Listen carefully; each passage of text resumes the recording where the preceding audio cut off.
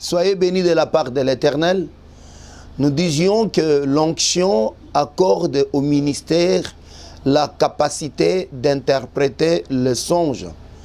Les saintes écritures sont les songes de Dieu, ou en d'autres termes, la Bible c'est un livre où c'est l'ensemble des livres qui contiennent les songes de Dieu. Voilà pourquoi Dieu a établi le ministère pour que le ministère puisse nous expliquer les songes de Dieu, car la vie est dans l'interprétation des songes. Si en Égypte, il n'y avait personne pour interpréter les songes de Pharaon, toute l'Égypte serait tombée dans la famine et n'aurait pas la vie. Parce que quand il n'y a pas le blé, quand il n'y a pas le pain, il n'y a pas aussi la vie. Car la vie réside dans le pain. C'est comme ça, bien aimé, que Christ nous a démontré que c'est en mangeant son pain et en buvant, bien aimé, son vin, que nous avons la vie éternelle. C'est-à-dire que sans le pain ainsi que le vin, il n'y a pas de la vie. Et bien aimé, vous verrez aussi que les sages de Babylone ne pouvaient pas survivre à la colère du roi Nebuchadnezzar s'il n'y avait personne pour interpréter le songe du roi. C'est comme ça que nous disons, bien aimé, que pour que nous puissions avoir la vie, l'Éternel Dieu a établi le ministère afin que le ministère puisse nous interpréter le songe de Dieu. Et là, je vais rappeler quelque chose que vous connaissez. Le frère Paul dira aux Corinthiens, comment vous serai-je utile? Il leur dira comment est-ce qu'il leur sera utile en leur parlant en langue. Et s'il ne leur parlait pas en révélation, en prophétie, en doctrine, ainsi qu'en connaissance. Bien sûr que le frère Paul était en train d'exposer sur le don spirituel, mais dans un autre langage, nous comprenons bien aimé que les Écritures, c'est les parler en langue. Et bien aimé, prendre les Écritures et ne pas donner l'explication précise, exacte, bien aimé, à ce moment-là, le ministère ne sera pas utile.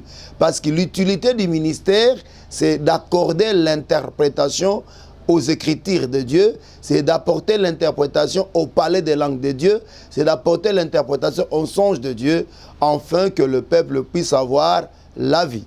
Maintenant, nous disions la fois passée que ne peut interpréter les songes que le faiseur des songes. Voilà pourquoi il faudra savoir que celui qui interprète, bien aimé, les Écritures dans l'Église, c'est le Saint-Esprit. Il est écrit dans la parole de Dieu, nous excusons, il est écrit que heureux celui qui lit et ceux qui entendent. En réalité, qui lit, nous avons démontré depuis plusieurs émissions que celui qui lit, c'est le ministère. Or, quand nous parlons du ministère ici, nous voyons le Seigneur Jésus. Or, le Seigneur Jésus, c'est lui-même le Saint-Esprit.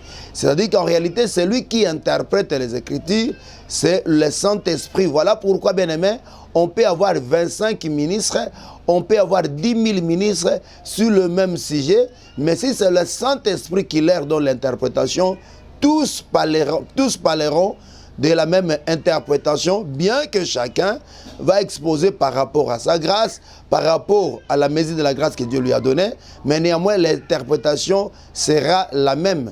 On ne peut pas avoir 25 ministres, c'est la même écriture, ou 10 000 ministres, c'est la même écriture, et avoir 10 000 interprétations. Non. Bien que nous disons que la révélation, c'est une maison à plusieurs chambres, mais sachez que celui qui interprète, c'est le Saint-Esprit, et le Saint-Esprit ne peut pas se contredire, ne peut pas se contredire ou donner des interprétations divergentes. Certes, nous savons que pendant que nous exposons, nous pouvons parler en révélation, nous pouvons parler en prophétie, en doctrine ainsi qu'en connaissance, ou alors en connaissance, mais toutes ces interprétations, ce que je voulais dire, ou tous ces parlers bien-aimés ne se contrediront jamais, mais viendront se compléter. Que le Dieu des cieux vous bénisse. Alors nous disions que ne peut interpréter les songes que le faiseur des songes. Or, le faiseur des songes, c'était qui? Nous avons démontré que le faiseur des songes, c'était Joseph. Voilà pourquoi en Égypte, c'est lui qui devait interpréter les songes. Or, en parlant de Joseph, nous avons démontré que Joseph, c'était l'onyx, le berger de ses frères. Et qui est le berger des frères si ce n'est que le Seigneur Jésus? C'est-à-dire qu'en réalité, c'est lui qui interprète les songes dans les ministères, c'est le Seigneur Jésus. Voilà pourquoi j'ai toujours dit, bien aimé, quand un ministre parle, c'est le Seigneur Jésus qui parle à travers le ministère. Voilà pourquoi le ministre ne peut parler que des Écritures et le chanteur ne peut chanter que les Écritures, et tout ce qui se fait dans la maison de Dieu doit être conforme aux Écritures. C'est comme ça que Paul dira à Timothée que je t'ai laissé. Je t'écris ces choses avec l'espérance de venir bientôt vers toi. Mais si je tarde, que tu saches comment te conduire dans la maison de Dieu, qui est la colonne et l'appui de la vérité. Or, la vérité, c'est quoi? La vérité, c'est l'enseignement de Jésus-Christ, parce que la vérité, c'est lui-même Jésus-Christ. Que le Dieu de cieux vous comble encore de sa grâce. Alors, et ceci nous a poussé, parce que nous parlions nous avions dit pour comprendre l'interprète des songes, nous avions pris le frère Joseph et nous disions que nous allions voir plusieurs aspects de Joseph comme le ministère. Et le premier aspect, nous avons démontré que Joseph c'était le faiseur et l'interprète des songes, pour démontrer que c'est seul Jésus qui nous interprète les songes dans les assemblées et les autres ne sont que des coms. Mais nous avions dit, bien aimé, que cette interprétation doit venir de la loi. C'est ce qui nous a poussé à aller dans le deuxième aspect, où nous avons vu, bien aimé, que Joseph était vendu par ses 10 frères. Et nous avions dit que Joseph était le 11e, mais ce sont les 10 premiers qui s'étaient complotés ou qui s'étaient ligués pour le vendre. En réalité, en voyant le nombre 10, nous avions dit que le nombre 10 parlait de la loi. Et bien aimé, Jésus-Christ, comme l'agneau, il a été arrêté selon la loi, et puis il a été condamné selon la loi, et puis il est ressuscité selon la loi. C'est-à-dire, bien aimé, tout ce que Jésus-Christ a vécu, c'était les Écritures. Et quand vous prenez Luc chapitre 24, verset 45, on dit que Jésus-Christ ouvrit les yeux des siens, des disciples, pour qu'ils comprennent les Écritures, parce que la loi, les psaumes et les prophètes ne parlaient que de lui. Quand je parle de la loi ici, je vois toute l'ancienne alliance, c'est-à-dire, bien aimé, tout ce que Jésus-Christ était déjà écrit, bien aimé. Tout ce que Jésus-Christ était déjà écrit plutôt dans la loi. Et Jésus-Christ en venant, il n'est venu qu'accomplir, bien aimé, accomplir les Écritures. Voilà pourquoi le ministre, quand il prêche, il doit seulement nous montrer Jésus à travers les Écritures. Je vous disais dans la mission passée que de Genèse en Apocalypse, nous devons d'abord voir Jésus. C'est-à-dire quand nous lisons la Bible, bien aimé, la première personne que nous devons voir, c'est Jésus. En d'autres termes, je disais la fois passée, je disais que toute la loi, du premier verset au dernier verset de la loi, toute la loi ne parle d'abord de Jésus. Voilà pourquoi, quand vous lisez les Écritures, quand vous cherchez à les interpréter, premièrement, commencez d'abord à chercher Jésus derrière ces Écritures-là. Même dans la Nouvelle Alliance et dans les écrits, dans les épîtres, c'est ce que je voulais dire, même dans les épîtres, il y a plusieurs ombres, c'est ce que je disais, et dans ces ombres-là, il faudra toujours chercher à voir Jésus. Que le Dieu des cieux nous bénisse. Alors nous disions que l'interprétation doit sortir de la loi. C'est-à-dire que tout ce que nous devons chanter, tout ce que nous devons dire, tout ce que nous devons parler, tout ce que nous devons enseigner, tout ce que nous devons écouter comme enseignement, doit avoir pour soubassement d'abord les Écritures. Et bien aimé, on ne peut pas venir nous interpréter des choses qui ne sont pas conformes aux Écritures. Voilà pourquoi le roi Nebuchadnezzar dira aux sages de Babylone qu'il devait lui donner les songes ainsi que son interprétation. Oui, bien aimé, c'est ça l'enseignement. Donc l'enseignement doit avoir pour soubassement les Écritures. Toute interprétation doit venir des Écritures. Donc on ne peut pas le faire, on ne doit pas donner des Écritures et chercher l'interprétation dans les pensées philosophiques ou dans les traditions humaines comme nous le voyons encore aujourd'hui ou dans les pensées humaines. Que le Dieu des cieux vous bénisse. Alors, bien aimé, ça c'est ce que nous avons dit la fois passée, le temps que je vérifie mon chrono aussi. Maintenant, aujourd'hui, bien aimé, nous allons continuer avec d'autres aspects de Joseph. Mais ici, j'aimerais d'abord que nous parlions de Joseph comme le 11e, parce que nous avons dit, bien aimé, que Joseph était le 11e. Or, bien aimé, derrière le nombre, Dieu s'y cache, c'est-à-dire Dieu s'est toujours caché aussi derrière le nombre. Quand vous voyez le nombre dans la Bible ou le chiffre, vous devez savoir derrière le chiffre et le nombre, il y a aussi des révélations que Dieu y cache. Voilà pourquoi, quand vous lisez la Bible, vous devez avoir l'amabilité de bien l'étudier. Dieu n'a jamais dit quelque chose au hasard, ni écrit quelque chose au hasard. On nous fait voir ici que Joseph était le 11e. Mais pourquoi le 11e? Ceci nous amène dans Matthieu chapitre 20. Je sais que depuis qu'on a commencé, on n'a pas lu les Écritures comme ça, mais nous avons récité les Écritures. Dans Matthieu chapitre 20, quand vous prenez le verset 1er jusqu'au verset 8, je ne sais pas si à cause du temps on va tout lire, On nous dit ceci, que le royaume des cieux est semblable à un maître de maison qui sortit dès le matin afin de louer des ouvriers pour sa vigne. On dit, il convint avec eux d'un denier par jour et il les envoya à sa vigne. On nous fait voir ici qu'il y avait un maître de maison. Le maître ici, c'est Dieu lui-même, qui avait sa vigne. Et bien aimé, la vigne ici, c'est son peuple. Et dans sa vigne, bien aimé, on dit, il loua des ouvriers pour un denier. Un denier, bien aimé, un denier, ça parle de la vie éternelle. C'est-à-dire, les salaires que nous, comme ministres de Dieu, nous recevons de la part de Dieu, c'est la vie éternelle. Voilà pourquoi, en passage, je vais exhorter. Bien-aimés, hommes de Dieu, vous devez savoir que notre ministère ne doit pas reposer sur la cupidité.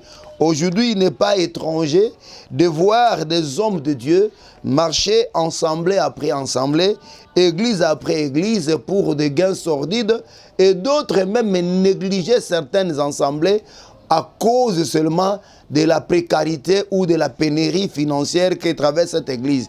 Nous devons savoir, bien aimé, que nous œuvrons pour Dieu et c'est Dieu qui nous récompense. En réalité, bien aimé, la rétribution que Dieu nous a promise, c'est d'abord la vie éternelle.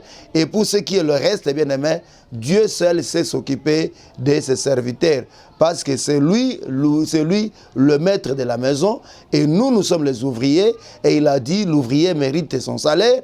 Oui, le Seigneur nous paie de plusieurs manières. Si bien aimé, l'Assemblée n'a pas la capacité de répondre à tous vos besoins, comme vous le voulez, sachez que celui qui vous a engagé et vous a établi dans le ministère a la capacité, bien aimé, de prendre soin de votre vie. Alors, si c'est le contraire, vous risquez d'être commerçant. Et aujourd'hui, nous avons beaucoup de commerçants qui prennent l'œuvre de Dieu comme une œuvre marchande, comme une œuvre de commerce. Et à ce moment-là, bien aimé, vous ne prêcherez plus la vérité, ou alors vous serez un prédicateur aux mauvaises intentions. On dit ceci. Au verset 3, il sortit vers la troisième heure et il en vit d'autres. On nous démontre ici que le maître des champs, quand il est sorti pour engager les ouvriers dans son champ, on nous montre des divers temps. Parce qu'à cause du temps, on lira tout, vous lisez à la maison, le verset 1er au verset 8. On dit que le maître des champs sortit, on nous montre les divers temps où il est sorti. Premièrement, on dit, il est sorti le matin. Deuxièmement, le deuxième temps, c'était, on dit, il est sorti à la troisième heure, là nous sommes au verset 3, et puis au verset 5, on dit il est sorti à la sixième heure, et puis aussi à la neuvième heure. Quand vous prenez le verset premier, là on nous parle du matin, le verset 3, on nous parle du troisième heure, de la troisième heure plutôt, au verset 5, on nous parle de la sixième ainsi que de la neuvième heure. Et puis on nous fait voir, bien aimé, ensuite, le maître de champ est sorti encore à la 11e heure. Là, nous sommes au verset 6. C'est-à-dire que le maître de la maison ici, il avait loué des ouvriers, mais à divers temps. C'est-à-dire qu'il y a des serviteurs qui ont été loués le matin. Il y a ceux-là qui ont été engagés à 3 heures. Il y a d'autres qui ont été engagés à 6 heures, d'autres à 9 heures. Et il y a ceux-là qui étaient engagés à la 11e heure. Bien aimé, comme je vous disais tantôt, dans la bouche de Dieu, il n'y a jamais eu de hasard. Et pourquoi Dieu ne parle pas en l'air comme ça? Et pourquoi le Seigneur n'a-t-il pas dit à la 4e heure, à la 5e heure, à la 20e heure? Pourquoi le Seigneur a-t-il seulement repris ces heures-là? Et bien aimé, vous comprendrez que ces divers temps où que le Seigneur cite ici, bien aimé, étaient aussi prophétiques et ça parlait. D'abord, je vais vous dire, bien aimé, la prophétie ne touche pas seulement le futur. Dans la prophétie peut toucher aussi le passé, peut toucher le présent, mais ça peut toucher aussi le futur. C'est comme ça qu'un prophète, quand il parle, il nous révèle les choses passées, il nous révèle les choses présentes ainsi que les choses futures. Et là, je vais vous parler de Moïse. Vous verrez que Moïse n'a jamais été en Éden. Physiquement, comme ça, il n'était pas en Éden. Mais Moïse nous révèle les choses qui étaient en Éden. C'est là où j'ai toujours dit aussi, bien aimé, si aujourd'hui nous avons des ministres prophètes, il faudrait que le ministre prophète nous explique aussi les enjeux de l'ère par rapport aux Écritures. Parce qu'ils sont ministres prophètes. Là, je ne parle pas des ministres, des prophètes des dons, mais je parle des ministres prophètes. des ministres prophètes sont appelés à nous expliquer les enjeux de l'ère par rapport au temps. Et là, bien aimé, nous voyons, ici, bien aimé, nous voyons le Seigneur en train de nous relater, bien aimé, le divers temps. Mais je vais vous dire, bien aimé, c'était aussi, Dieu était en train d'expliquer sa manière de faire à travers le temps. C'est-à-dire que Matthieu chapitre 28, verset 1er à 8, nous explique que Dieu aussi dans le temps. Et ici, bien aimé, quand nous voyons le matin, le matin, ça parle du temps des prophètes. Là, nous sommes dans le temps de la loi. Quand vous prenez le livre de Jérémie, quelque part, le Seigneur est en train de dire à Israël à travers Jérémie, il dit, dès le matin, très tôt le matin, je t'ai envoyé les prophètes, mais tu ne les as pas reçus. Vous voyez, en parlant du matin, dans son langage divin, le matin, c'est le temps des prophètes. C'est le temps où Dieu avait envoyé les prophètes. Or, les prophètes n'étaient envoyés qu'en Israël. Donc, quand nous voyons le matin, nous voyons le temps des prophètes. Or, en voyant le temps des prophètes, nous voyons le temps d'Israël.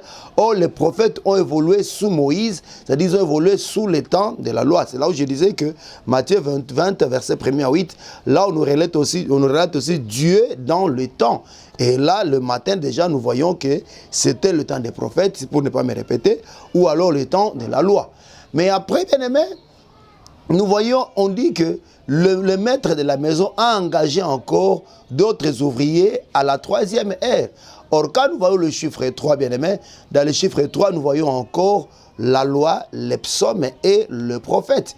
Et vous comprendrez avec moi, bien aimé, que, bien aimé, quand nous voyons la troisième ère, nous voyons aussi Lévi, parce que Lévi c'était aussi une ère. Or, quand nous voyons Lévi, nous voyons aussi tout un sacerdoce. Et ce sacerdoce, bien aimé, c'est le sacerdoce aaronique. Or, le sacerdoce aaronique, bien aimé, sur elle était reposée la loi. Comme nous dit le livre des Hébreux, chapitre 7, on dit que la loi est reposée sur le sacerdoce aaronique, ou le sacerdoce lévitique. Donc, quand nous voyons la troisième ère, nous voyons encore le temps du sacerdoce aaronique, ou alors nous voyons le temps de la loi. Et en parlant du chiffre 3, nous voyons aussi la loi, les psaumes et les prophètes. Et puis quand nous passons, bien aimés, quand nous allons à la sixième ère, en voyant la sixième ère, là aussi, nous voyons aussi encore le temps de la loi. Parce que quand nous prenons, là je peux quand même vous le lire, quand nous prenons Exode chapitre 21, le temps de vérifier ma montre, Exode chapitre 21, le verset 1er, je crois que je vais trouver cette écriture-là. Exode chapitre 21, je vais lire au nom du Seigneur Jésus, que le Seigneur nous fasse grâce. Que dit la parole du Seigneur? On dit ceci, on dit, voici les lois que tu leur représenteras. Si tu achètes un esclave hébreu, il te servira 6 années, mais le 7e, il sortira libre sans rien payer. D'abord, ici, je vais préciser. La personne qui achète l'esclave ici, la personne qui achète l'esclave ici, ce n'est pas le diable. Oui, parce qu'il y a nos bien-aimés parfois, bien-aimés qui interprètent mal les Écritures. Ici, le Seigneur dit, si tu achètes un esclave hébreu, celui qui achète l'esclave hébreu ici, ce n'est pas le diable, bien-aimé. Ce n'est pas le diable. En réalité, je vous disais que le Seigneur parlait de lui-même. Et on dit, si tu achètes un esclave hébreu, il servira 6 années. Mais la 7e année sortira libre sans rien payer. Alors nous comprenons bien aimé que le temps où l'esclave devait passer 6 années avant l'année sabbatique, c'était le temps de la loi. Et le temps de la loi, c'était le temps de l'esclavage.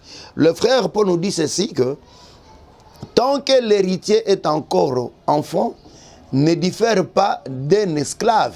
Vous voyez, c'est-à-dire qu'il y a un temps où l'héritier était un enfant et son état ne différait pas de celui d'un esclave. Et le frère Paul ajoutera et dira que quand j'étais enfant, je parlais comme un enfant, et quand j'ai grandi, je parlais comme quelqu'un, et quand j'étais enfant, je parlais comme un enfant. C'est-à-dire quoi? C'était quand le temps de l'enfance, le temps de l'enfance, c'était le temps de la loi. Oui, dans le temps de la loi, bien aimé, nous tous, nous étions sous l'esclavagisme, où nous étions sous l'emprise de la loi. Et c'est la loi qui nous condamnait. Et qui avait donné la loi? C'était Dieu lui-même. Voilà pourquoi, bien aimé, il a fallu que la loi à ce moment-là, c'était un homme fort. La loi était un homme fort. Voilà pourquoi il a fallu qu'à la croix, bien aimé, que la loi soit dépouillée pour que la vie aussi puisse y sortir. On dit qu'il a effacé l'acte dont les ordonnances nous condamnaient. Il a fallu qu'à la croix, bien aimé, que le Seigneur Jésus puisse mettre fin à la loi. Il y a quelque chose que je voulais dire là, et je voulais donner une interprétation. Le Seigneur a dit que on ne peut pas arrêter un homme fort. Mais on dit qu'avant d'arrêter un homme fort et piller ce qui est dans lui, je sais que je ne récite pas l'écrit tel que c'est écrit, on dit que l'homme fort, on doit d'abord le lier. Et une fois qu'on le lie, alors on doit faire sortir les choses qui sont dans lui. Et j'ai toujours écouté certains prédicateurs qui disent que cet homme fort-là qu'on parle ici, c'est le diable. Non, ça n'a jamais été le diable. Parce que le diable, qu'est-ce qu'on va piller chez lui? Qu'est-ce que le diable a pour qu'on puisse piller chez lui? Quand Dieu parlait de l'homme fort ici, c'était d'abord Jésus-Christ. Donc l'homme fort, c'était Jésus-Christ. Et celui qui l'avait lié, c'était Dieu lui-même. Christ et Jésus-Christ a été lié à la croix. Bien aimé, là, nous retournons dans Morija, là où nous voyons le bélier qui a été retenu par ses cornes. C'était aussi un langage de lier l'homme fort, parce que le bélier, c'est un animal de force, pour que, bien aimé, la vie qui était dans l'homme fort puisse être manifestée. Mais dans un autre langage, dans une autre chambre, nous parlons aussi de la loi. Oui, bien aimé, il a fallu que la loi comme les lions soit aussi liée, afin que, bien aimé, le miel qui est dedans puisse sortir et que nous ayons la vie, afin que les yeux s'ouvrent. Parce que les yeux de Jonathan ne pouvaient pas s'ouvrir s'il n'avait pas goûté du miel. Or, le miel ne peut sortir que du lion. Voilà pourquoi il a fallu que le lion, comme l'homme fort, soit d'abord retenu, et pour que le miel puisse sortir. Là, je parlais, bien aimé, de la loi. Vous comprenez donc, à la croix, bien aimé, il a fallu, bien aimé, que la loi soit dépouillée, bien aimé, afin que la vie qui était cachée puisse y sortir. Que le Dieu de cieux nous bénisse. Donc nous sommes en train de continuer à expliquer. Donc nous parlons ici, bien aimé, que l'homme fort, c'est Jésus-Christ. Et Jésus-Christ, bien aimé, Dieu l'avait lié comme le bélier, afin que la vie puisse sortir. Donc on nous fait voir ici, bien aimé, je retourne là où j'étais, c'est-à-dire dans Matthieu chapitre 20, nous voyons, bien aimé, qu'à la 6e ère, parlant de la 6e ère là, nous voyons aussi la loi. Maintenant, la 9e ère, qu'est-ce que la 9e ère nous dit? Ceci va nous amener toujours sur le Seigneur Jésus. On dit qu'il y avait 10 lépreux qui étaient venus voir Jésus, et de là, ils demandèrent à Jésus de l'air purifier, et Jésus-Christ leur dira, allez vous faire voir, allez vous montrer, vous présenter chez les sacrificateurs. Et chemin faisant, tous se firent guéris, mais parmi les 10, il y avait 9 qui étaient juifs, et les seuls, il y avait un samaritain. Mais le 9 juif ou les 9 hébreux, une fois guéris, ils prirent les routes et ils ne retournèrent pas vers Jésus. Mais le samaritain, lui, il va retourner. Et Jésus-Christ va poser la question. Ils étaient combien? On dira ils étaient à 10. Et Jésus-Christ va nous démontrer. Il a fallu que le seul samaritain puisse revenir, rendre gloire à Dieu. Et que où sont passés les 9 autres. Là, nous voyons bien aimé que le samaritain qui était revenu rendre gloire à Dieu, c'est aussi l'image de nous, l'Église. Aujourd'hui, bien évidemment, nous avons reçu la grâce de la part du Seigneur. Et c'est comme ça que nous sommes devant sa face pour l'adorer et le louer. Par contre, de l'autre côté, bien aimé, les 9 là, c'est Israël. Israël, aujourd'hui, il n'a pas à négliger la grâce. Aujourd'hui, Israël n'est pas revenu auprès du Seigneur pour lui rendre grâce. Mais néanmoins, nous savons que le matin, parce que nous sommes le soir, le matin, parce que quand on parle du matin, le matin, c'est par rapport à Israël. Le matin, la grâce va retourner en Israël et Israël rendra grâce. Ceci me pousse à rectifier quelque chose par rapport à ce que certaines personnes, certaines religions prêchent. Je ne sais pas si il faudra que j'en parle. Je suis tenté d'en parler. Quand vous prenez Malachie, quand vous prenez le livre de Malachie, bon, peut-être à cause du temps, là j'ai fait 24 minutes, je ne sais pas s'il faudra aussi, il y a quelqu'un qui dit non, monsieur, avance, parle de ce que tu veux parler. Je voulais seulement dire, bien aimé, que quand on parle d'Israël, bien aimé, que le Dieu de cieux soit loué. Oui, bien aimé, quand on parle du matin, le matin, c'est par rapport à Israël. Ça dit que quand on parle du matin, le matin c'est par rapport à Israël, excusez-moi. Je voulais prendre de Malachie chapitre 4, mais je ne m'aimerais pas m'éterniser là-bas. Mais seulement, même quand on prend le livre de Lamentation, chapitre 3, on nous dit que chaque matin, l'Éternel renouvelle sa bonté. Là, c'est une prophétie par rapport à Israël. Donc, c'était une parenthèse que je ne vais pas m'éterniser là-bas. Donc, vous voyez, quand nous voyons le chiffre 9 ici, nous voyons encore Israël. Mais on nous dit que à la 11e heure, le maître de la maison sortit encore et engagea d'autres ouvriers. Mais ces derniers ne travaillèrent qu'une seule heure. Parce qu'en réalité, oui, mais après ça, il a fallu qu'on puisse le payer. C'est Matthieu chapitre 20, hein, oui, parce qu'il faudra que nous soyons conformes avec les Écritures. Matthieu chapitre 20, nous prenons le verset 6, on dit, étant sorti vers la 11e heure, il en trouva d'autres qui étaient sur la place et il leur dit, pourquoi vous tenez-vous ici toute la journée sans rien faire? Ils lui répondirent, c'est que personne nous a loués. Alors allez aussi à ma vigne, leur dit-il. Quand le soir fut venu, le maître de la maison dit à son en attendant, appelle les ouvriers et parle-leur et paye-les les salaires en allant des derniers au premier. Ceux de la 11e heure vers et réussir chacun denier. Le premier vers ensuite, croyant recevoir davantage, mais ils réussirent aussi chacun denier.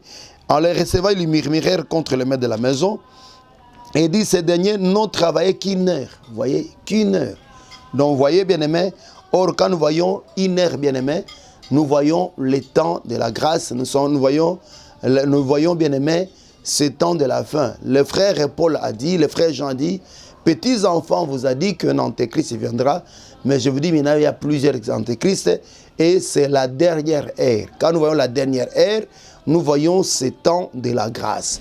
Vous voyez, bien aimé, nous voyons ce temps de la grâce et là, nous voyons directement le frère Joseph. C'est-à-dire que le frère Joseph, en réalité, était la manifestation de la grâce. Je n'ai pas voulu continuer avec plusieurs démonstrations, mais vous voyez que les serviteurs de la 11e ère ont travaillé qu'une seule heure. Et bien aimé, c'était quelle heure? C'était l'heure du soir. C'est-à-dire qu'ils ont travaillé, bien aimé, à la dernière heure avant qu'on puisse les payer. C'est pour nous dire, bien aimé, que, et on dira que, le maître de la maison dira, va payer les ouvriers, mais vous commencerez par les derniers avant que vous payiez le premier. Or, nous avons dit qu'un denier, c'est la vie éternelle. Et le dernier ici qu'on parle, le bien-aimé, là nous voyons aussi l'église. C'est l'église d'abord qui sera enlevée. Et après, Israël va entrer dans la grande tribulation.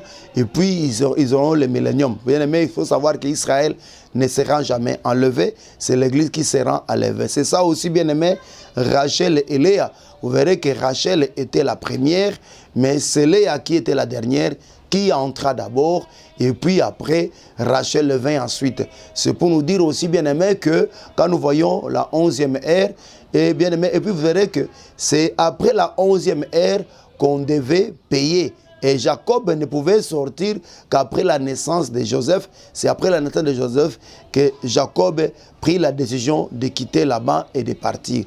Donc quand nous voyons la 11e ère, nous voyons aussi le temps de la grâce. Et vous verrez, bien aimé, que c'est à ce temps-là que se manifesta, bien aimé, Joseph. Or, Joseph, bien aimé, c'est lui qui va interpréter les songes en Égypte. Vous verrez que auprès de son père, devant ses frères, Joseph n'a jamais interprété les songes qu'il avait reçus. Là, il s'était limité à être faiseur de songes. Celui qui interprétait, bien aimé, c'était son père. C'est là où nous disons aussi que dans l'ancienne alliance, il y a le songe et son explication. Mais l'interprétation du songe, le Seigneur est venu la manifester après la croix. Parce que c'est à la croix que le livre a été décelé, c'est à la croix que le livre a été ouvert, afin que nous puissions recevoir la révélation. Bien que, bien aimé, le Père connaissait l'interprétation du songe, mais Joseph, c'est en Égypte, bien aimé, qu'il a commencé à interpréter. Or, Joseph en Égypte, nous disons, c'était ça le temps de la grâce. Donc, c'est dans ces temps-ci que le ministère est en train de nous révéler la parole. Le mystère caché dans tous les temps, c'est en ces temps-ci que le ministère est en train de nous révéler. Voilà pourquoi je peux donner 2 écritures qui me viennent dans la tête comme ça. Je ne sais pas si ce sont les... Il y a des écritures qui me viennent dans la tête, je ne sais pas si je vais les trouver. Je prends d'abord Ephésiens chapitre 3. Oui, on dit ceci au verset 4, on dit, si on peut commencer le verset 3, on dit, Ephésiens 3, 3, on dit, c'est par révélation que j'ai eu connaissance du mystère sur lequel je viens d'écrire un peu de mots.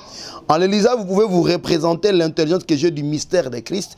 Il n'a pas été manifesté au Fils des hommes dans les autres générations, comme il a été révélé maintenant par l'Esprit aux saints apôtres et prophètes de Christ. Vous voyez, c'est-à-dire, bien aimé, ces mystères, bien-aimé, était caché dans toutes les autres générations.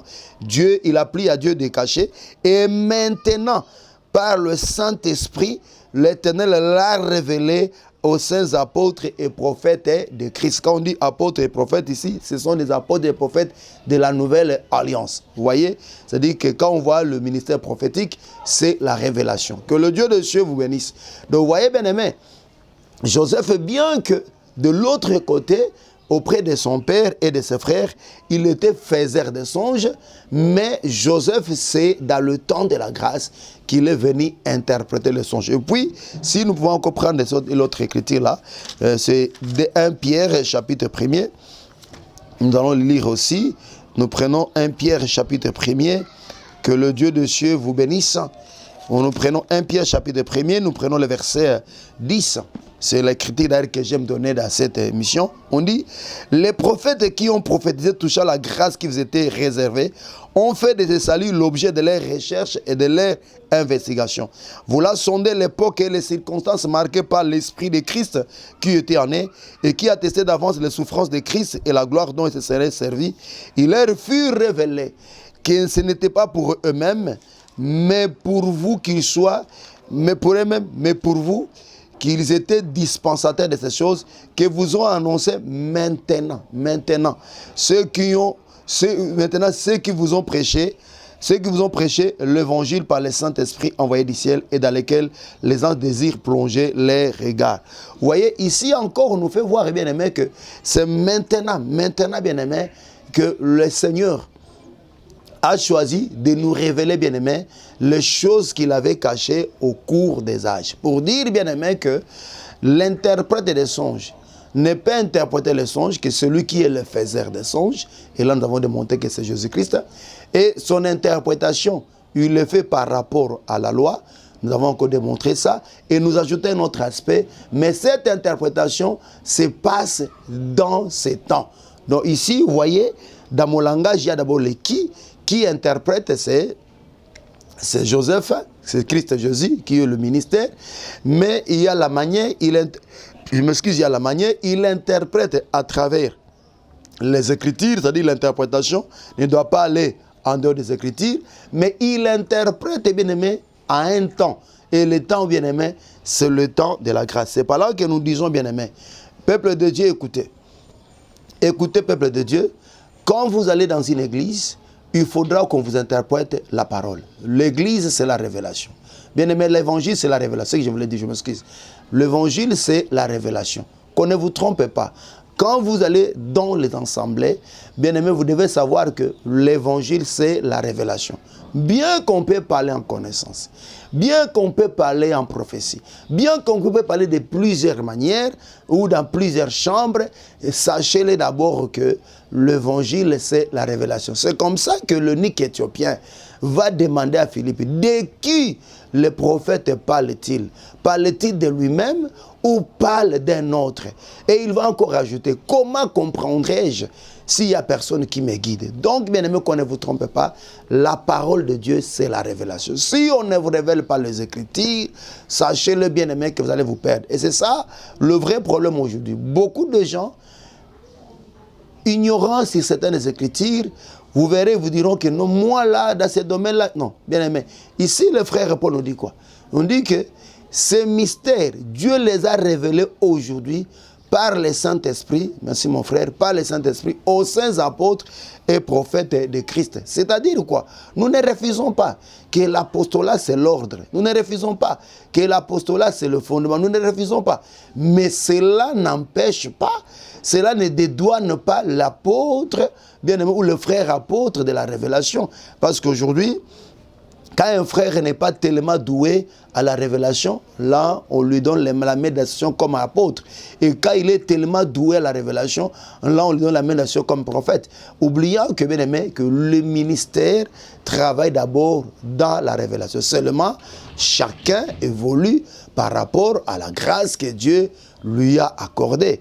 Voilà un peu, bien aimé. Donc, nous sommes en train de vous démontrer, bien aimé, que ne peut interpréter les songes que le faisait des songes. Et cette interprétation, il a fait à travers les Écritures. Et c'est à ce temps de la grâce, dans ce temps où nous sommes, que l'interprétation doit être donnée. Donc, dans les temps où nous sommes bien-aimés, depuis que Christ est mort à la croix, depuis que le Saint-Esprit était descendu dans la chambre haute, dans cette dispensation nous sommes dans la dispensation de l'interprétation, nous sommes dans la dispensation de la révélation, nous sommes dans la dispensation de l'éclaircissement, nous sommes dans la dispensation de la révélation. Donc, si on pouvait changer le deux mots, on dira que le temps de la prédication, c'est le temps d'éclaircissement. Le temps de la prédication, c'est le temps de la révélation. Le temps de la prédication, c'est le temps de la lumière. Donc, quand le ministre se met debout sur la chair, c'est pour apporter la lumière sur chaque point biblique. Que le Dieu des cieux soit là. Alors, on m'a dit que il me restait 10 minutes. Là, maintenant, il me reste quelque chose comme 9 minutes. Je vais prendre notre aspect de Joseph. Je ne sais pas si on va finir avec ça. L'autre aspect, c'est sa tunique. Bien aimé, quand vous prenez la tunique de Joseph, on nous dira ici que Joseph, d'abord, il était l'aimé de son père. Parce que pour que le père puisse lui donner la tunique, en réalité, en lui donnant la tunique, le père manifestait, bien aimé, son amour. Et vous comprenez que à cause de cette tunique aussi, bien aimé, à cause de cette tunique, Joseph subira la jalousie de ses frères. Parce que parmi les choses qui ont fait que le frère de Joseph puisse avoir de la haine contre Joseph, il y avait aussi la tunique. Mais la tunique était l'expression de l'amour. Or, bien aimé,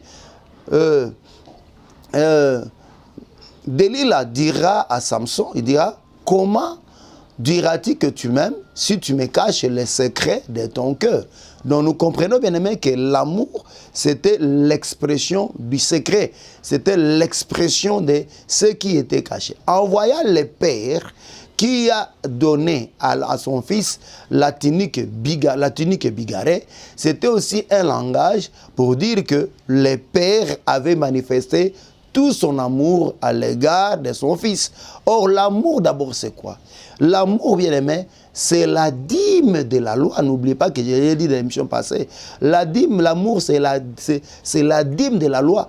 Parce que la loi avait 10 commandements. La loi a 10 commandements. Et tous ces 10 commandements parlent d'abord de l'amour.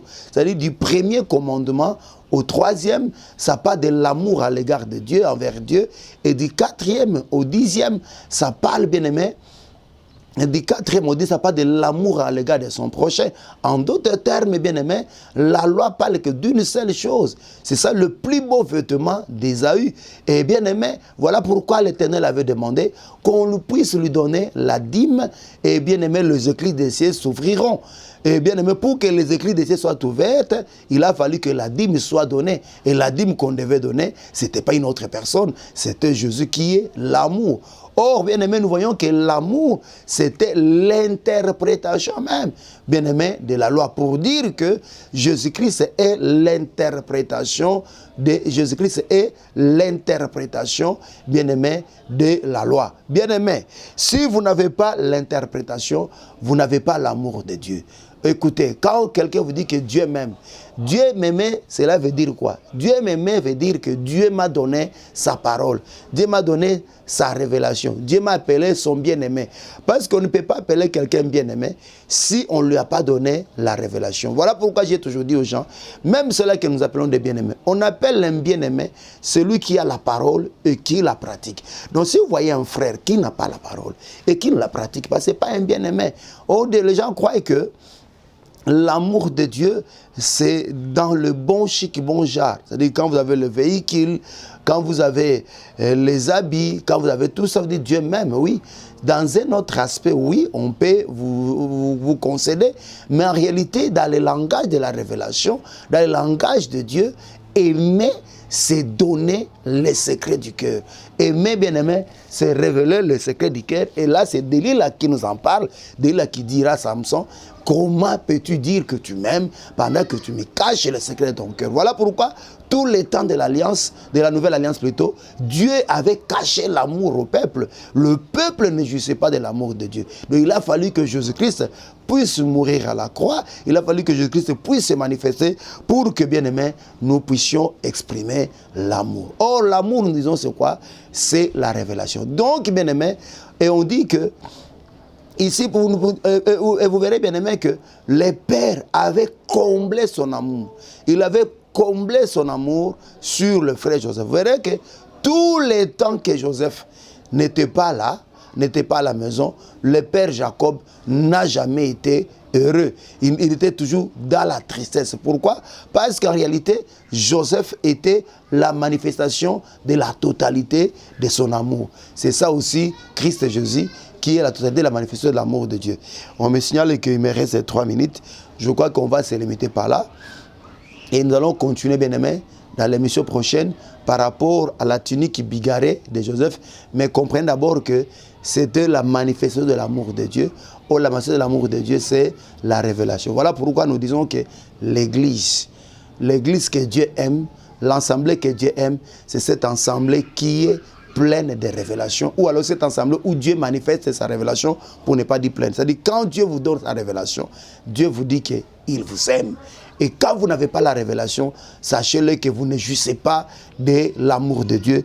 Et là, vous devez pleurer devant Dieu pour que Dieu vous accorde la révélation. Voilà pourquoi vous devez aimer les hommes de Dieu qui vous accordent la révélation, et vous devez les entretenir, les soigner, sans tenir compte de leurs faiblesses humaines comme des humains. Je n'ai pas parlé du péché, mais comme des humains. Ils peuvent avoir des petits problèmes de caractère, mais aidez-les dans la prière parce qu'ils sont la manifestation de l'amour de Dieu. Et pourquoi pas ne pas les aider aussi financièrement. Que le Dieu de Dieu bénisse. Ce dimanche, nous avons notre culte d'action de grâce sur Kitega numéro 50. On a fait 40 jours de prière. Et le dimanche ici, nous clôturons. Nous sommes là de 9h à 12h, Kitega numéro 50 dans la commune de Barumu. C'est là où nous sommes. Et nous aurons notre culte d'action de grâce. Je crois qu'il ne va pas pleuvoir. Mais s'il pleuvait, dès que la pluie prend fin, 30 minutes après, nous commençons notre culte d'action de grâce. Vous êtes nos invités et vous serez bénis. Mais nous continuons nos prières sur WhatsApp devant sa face. Nous prions chaque jour de 23h à 0h, mais après le dimanche, nous commencerons à aller jusqu'à 0h30 parce qu'on prend aussi quelques minutes d'exhortation. Donc, si vous voulez prier avec nous, venez et le Dieu de grâce vous bénira. Envoyez-nous plutôt vos coordonnées sur notre numéro WhatsApp. Plus 243 80 87 87 418. Vous nous envoyez là-bas. Et bien aimé, nous allons vous ajouter sur notre liste de prières et nous prierons ensemble. Et Dieu de grâce vous fera grâce. Nous avons des témoignages. Il y a des bien-aimés qui nous appellent et Dieu le visite. Donc, joignez-vous à nous et vous bénéficierez aussi de cette grâce. Et puis, tous les jeudis du mois d'avril, oh, que Dieu de ciel soit loué, tous les jeudis du mois d'avril, nous aurons jeudi et Toko. Nous serons avec l'apôtre Léo Tchoni ainsi que moi. Nous serons dans la prière de 16h à 19h tous les jeudis du mois d'avril. Et le Dieu de grâce va nous visiter. Soyez bénis chez vous. Que le Dieu de ciel vous bénisse. Que le Dieu de ciel vous comble. Et n'oubliez pas aussi de nous soutenir dans vos prières. Ciao et au prochain numéro. Merci.